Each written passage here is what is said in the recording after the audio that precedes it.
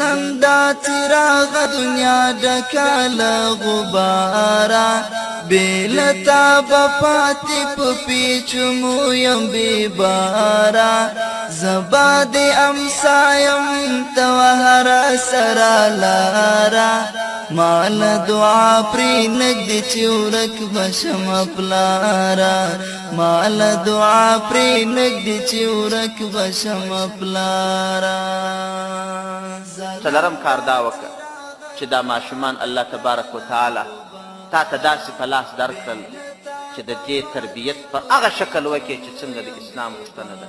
اسلام ستا ته څه غواړي؟ اسلام دا غواړي وایي ته دا خپل اولادونه داسې وروزه چې تا ته ډېر عزت درکړي، ډېر په هوسا سي.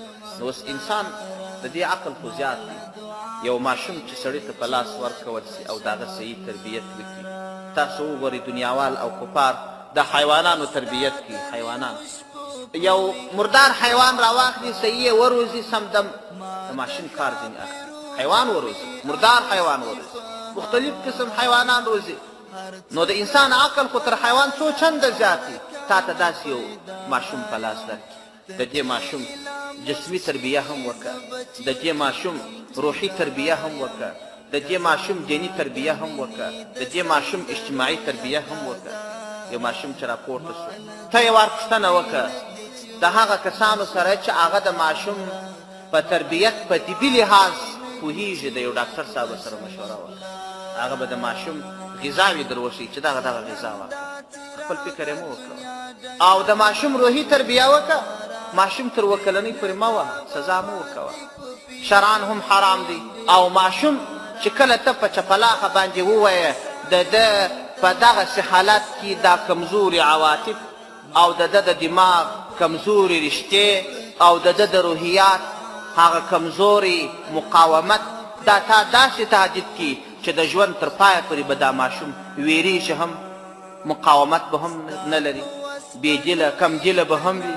او کیدای سي دا ماشوم ایرجن سي، کیدای سي دا ماشوم کونده ذهنه سي. تاسو وینئ یو ماشوم دی چې درس ته کښېني دماغ یې کار نه کوي، د استاد نه پس ورباندې وخېږي هېڅ شی نسي په زده کولی، د استاد نه پس ورباندې وخېږي یو شی نسي یادولی. دا ولې؟ پلار یې د کمي کړې ده د دې ماشوم په طبي او په روحي روزنه کې پلار کمي کړې ده. او دا ماشومان بېدرکه وهل و سزاوې ورکول، په مجلس کې د خبرو حق نه ورکول او ماشومانو ته وهم لرونکي خبرې کول. هغه دې پړانګ درلی و، مار درلی و، لړم درلی و، پښې درله و، سپي وخوړلې و، فلان. دا د ماشوم روحیات سوځل، دا د اولادو سره ظلم دی. دا به نه د دې ماشوم هغه طبي یا جسمي روزنه په صحیح ترتیب د چا په مشوره؟ د یو مسلمان متدین ډاکټر په مشوره. د ماشوم روحي روزنه وکړه چې پلار یې د یو داسې چا په مشوره چې هغه په روحیاتو پوهېږي. د یو ماشوم دیني روزنه وکړه د یو دیني عالم په مشوره. کله چې د ماشوم دا درې واړه تربیې وکړلې، ماشوم به څنګه یو انسان وي؟ دلاوره به وي، ماشوم به ذهین وي، د ماشوم به ښه حافظه وي، د ماشوم به ښه اخلاق وي، ماشوم به ښه تقوا والی، ماشوم به خلکو ته ضرر نه رسي، ماشوم به د دیندارۍ خیال ساتي، ستا خیال به ساتي. آخر به یو داسې باوقاره انسان ځینې جوړیږي چې ستا څه غوښتنې دي هغه په دې ماشوم کې پوره کېږي. حاصل و خلاصه ده چې دا 4 خبرې که یو پلار په ذهن کې ونیولې او دا 4 شیان یې عملي کړل، نو د هغه وروسته به بیا اولاد چې دی څنګه ځینې غواړي هغه غوښتنې به د ده په اولاد کې پوره وي. او که یې دا 4 غوښتنې پوره نه کړلې، ممکن د ډېرو مشکلاتو سره مخ شي الا ماشاءالله. نو زما ورونو دوستانو، ما او تا خو ګیلې ډېرې کوو چې اولاد مو دا وکړه، دا مو وکړه، دا مو وکړه. دا فکر نه کوو چې زموږ څه مسؤلیت دی د اولاد په اړه. د اولادو مسؤلیتونه خو راته معلوم دی چې د پلار قدر وکړه، د پلار اکرام وکړه، د پلار سره همکاره جوړ شه. د پلار کوم مسؤلیتونه دي؟ نو یو څوک چې د پلار په حیث وي خپل مسؤلیتونه دې وپېژني، بیا دې د اولادونو څخه هغه غوښتنې وکړي چې کوم حقوق الله د ده پر اولاد شي.